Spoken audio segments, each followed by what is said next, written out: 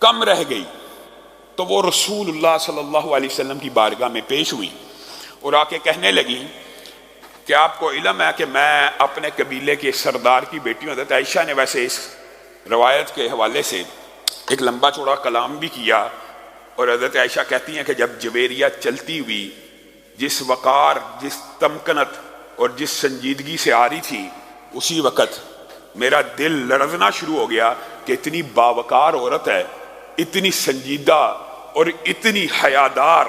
اور اتنی اعلیٰ پرسنالٹی والی ہے۔ میرا دل، حضرت عائشہ خود بیان کرتی ہے، میرے دل میں یہ خیال آیا کہ رسول اللہ صلی اللہ علیہ وسلم کے دل کو بھا جائیں گی اور رسول اللہ صلی اللہ علیہ وسلم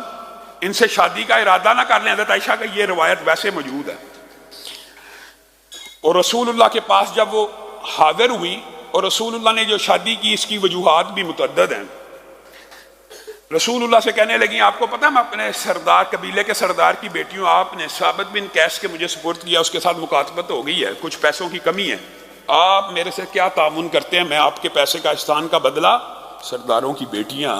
جس وقت